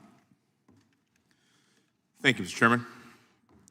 I think my colleagues have laid out a pretty comprehensive case as to why the Biden administration has the authority to fix this very border crisis that he created. And how did he create this border crisis? By rescinding President Trump's executive orders. Instead, I want to talk about today the deadly results of Biden's decision to open the border and his decision to not act within his power to reverse this deadly course. Right now, we are witnessing a historic and devastating wave of migrants taking the lives of one innocent American after another. This horrible reality is treated as a conspiracy theory on the left. That's not true. And since President Biden won't protect the victims of migrant crime or even be bothered to say their names, I will use my 5 minutes to speak for the victims of migrant crime. Look at the victims behind me. Their lives were taken from them because of Biden's decision to open our border so that violent criminals and gangs from other countries can terrorize and murder American citizens. These victims of migrant crime cannot speak for themselves, so I will speak for them. And I want to specifically speak on behalf of several victims from my home state of Texas. Unfortunately, I don't have enough time to speak on behalf of all of them. Alex Wise Jr. was a 10-year-old boy from Midland. He was walking home from school when an illegal immigrant ran him over with his car and killed Alex. This illegal immigrant who took Alex's life had previously been deported not once, not twice, not thrice, not 4 times, 5 times. And guess what? Under President Biden, he came right back. Another victim is 16-year-old Lisbeth Medina, a high school cheerleader from Edna, Texas. When Lisbeth did not show up to the town's lighted Christmas parade, where she was scheduled to perform with the rest of her cheer squad, her worried mom rushed home and found her daughter stabbed to death. Who killed her? An illegal immigrant. And then there's a story of 11-year-old Maria Gonzalez. Maria was home alone while her father went to work. She told her dad that she was worried because someone was knocking on the door. When her father returned home from work, he found his daughter's body stuffed in a plastic trash bag beneath a bed. She had also been sexually assaulted. Her murderer, an illegal immigrant. Now, as a father of 2 little girls, if I ever saw my children in that state, I'm getting some real Samuel L. Jackson, A Time to Kill vibes right now, and everyone should feel the exact same way. If you don't, there's something wrong with you. Unfortunately, these stories are not isolated incidences. What I've shared with you today is one tragic murder after murder, weaving together a large tapestry of migrant crime. Mr. Holman, thank you for being here, sir. Under President Trump, you served as the acting director of ICE. In your professional opinion, sir, what is the best way to deal with this massive issue of migrant crime? Get rid of sanctuary, you gotta end sanctuary cities. Sanctuary cities provide haven for, sanctuaries for criminals, bottom line, period. Sanctuary cities do not protect the immigrant communities. When they release the illegal alien criminal back into the community, the very community in which he lives, he's gonna re-victimize the same victim, same witnesses. The immigrant community don't want criminals in their neighborhoods either. Thank you, sir. Up until this point, President Biden and the White House have been unable to say Lincoln Riley's name to date, or the other victims that I have mentioned here today, but they have no problem with uttering no and comment when it comes to Lincoln Riley's murder. Let me lay this out for everyone. But for Biden's open border, Lincoln Riley would still be a Georgia college student. But for Biden's open border, Alex Wise would still be able to go to middle school. But for Biden's open border, Elizabeth Medina would still be cheering in Edna, Texas this fall. But for Biden's open border, Maria Gonzalez's father would have been able to walk her down the aisle someday instead of finding her stuffed in a trash bag under a bed. And finally, but for Biden's open border, all of the victims behind me would probably still be alive. Tell me I'm wrong. Don't believe what the media is telling you. President Biden's hands aren't tied. He has the power to close the border today like President Trump would do if you're in office right now. All he has to do is reinstate the policy set forth by President Trump a few years ago. Mr. President, we're waiting. Enough Americans have already died. And with that, I yield back, and thank you, Mr. Homer, for being here, sir. Thank you for your service. Thank you, gentleman. Yields back. We've discussed the importance of resuming the Remain in Mexico policy. We had it under Trump. Biden canceled it in his first day in office. So obviously it can be done because it was done under the same laws that we have today. The Border Patrol leadership told us in Eagle Pass that that alone would reduce the flow by about 70%. Mr. Holman, you mentioned the wall. It was nearing completion on Inauguration Day. Border Patrol tells us that that's an absolutely necessary force multiplier for them. So obviously that could be done because that was being done under the same laws that we have today. And once again, Biden canceled that. What else could be done under current law? If you were advising the president right now, what else?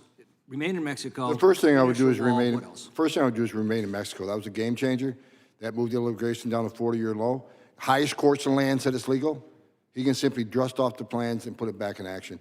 Third safe country agreements. I don't know why any administration would destroy an agreement with the Central American countries that if you really escaping fear and persecution from your homeland government and you get to a free country, claim asylum there. So are you really escaping fear of persecution is all about getting to the United States. I've heard some testimony today that they're coming for jobs. I get it. They're coming for a better life. I get it. But that's not asylum. So the asylum fraud, abuse on the border, for those that really do need it across this world, there are thousands of people that need asylum protection from their home government. They're sitting in the back seat because the system's overflown with frauds and asylum claims. So the Remain in Mexico program, the third safe country agreements, and catch and release, and continue building the wall. Every place they built a barrier, illegal immigration went down. It's not the end all to be all, but I said it earlier, the most important thing about the wall is the most vulnerable cannot get over the wall. They're going to go to a place where there's not a wall. And most of the time, Border Patrol will be waiting on. Border Patrol saved tens and thousands of lives on that border because they were put in place where they had a cross where there wasn't a wall and Border Patrol was waiting on them. Mr. Arthur, what else? Any other thoughts on what could be done under current law by this administration? Yeah, no, and I have to wholeheartedly concur with Mr. Homan, but I'm going to tell you another person who probably would concur with him as well. In 2007, when he was running for president, then Senator Joe Biden appeared in Winterset, Iowa, and he talked about the importance of a wall. He talked about the value of a wall to stopping people from entering the United States and slowing down the transmission of drugs into the country. Now, he didn't say, and of course there were caveats and things like that went along with it. I don't know if you've been to the border. I've been there plenty of times. And by the way, the Border Patrol tells me everything that you guys just did, that the wall is absolutely essential, that the Remain in Mexico policy was working very well, and it all came to a halt on Inauguration Day. Absolutely. And again, it's not going to stop anybody from entering the United States, but it will slow them down, and it makes it a force multiplier for the 17,000 plus Border Patrol agents that we have down there. It makes it so much harder for the drug cartels to move drugs into the United States. Before they put the wall in Yuma, there were 2,500 drive-throughs a year. Once they put in the wall, there were 2, not 2,002. So, I mean, it is absolutely crucial. I would commend everyone here to go listen to then Senator Biden's remarks in Winterset, Iowa, 2007. Mr. Hamilton, what would you add? Without sounding like a broken record, again, some of those same things, but one of the other things that we have to do is we have to take a look at the way that our immigration court system is being abused. It's not necessarily the case that we need lots and lots of more judges. We need a system that is not going to be abused by frivolous claims and unscrupulous attorneys. And that is what happens every single day in the immigration What court system. percentage of asylum claims turn out to be phony and are rejected by the courts? So it depends on the demographic, and it depends on if we're talking about claims arising from the border or the interior, but we're talking about in the low teens as an average, is the number of percent that are approved. Now, if you think about that, that means that, 85% are denied. What kind of a world doesn't make sense? When they're ratio? denied, what normally happens? When the asylum claim is denied, are not most of them, after being ordered to leave, simply disappear? That's correct. They don't go anywhere. They stay here. There's over 1.3 something million active orders of removal today in the United States. People who had their due process, they had their day in court. They decided to stay here. Final question very quickly. Mr. Holman, the Democrats have said this has been going on for over a century. There's nothing to see here. Move along. That's just Fox News and Republicans fanning flames. Could you address that point? Well, all you got to do is look at the numbers under President Trump. I mean, we had the most secure border. It wasn't 100% secure. We had a little more work to do. We had more wall to finish, but it was the most secure border based on data, DHS's own data, than we've ever seen. And we went from the most secure border to historic, never seen before illegal alien encounters. That's just a fact. 3.2 million encounters last year. That is, first year under President Biden, historic record. Second year, he broke his own historic record. Third year, he broke both those 2 years of historic records. We never seen anything like this. Thank you very much for unanimous consent request. Thank you. I ask unanimous consent to enter into the record this article, Where the Migrant Protection Protocols Stand, 4 years after going into effect, which show clearly that with 1 million apprehensions over 2 years under the Trump administration, only 70,000 people were actually put into the MPP program. Paul, you know that's a request, it's not a speech. Without objection. That concludes today's hearing. I want to, again, thank our witnesses very much for appearing before the committee today. This has been very helpful to us. Without objection, all members will have 5 legislative days to submit additional written questions for the witnesses or additional materials for the record. And without objection, this hearing is adjourned.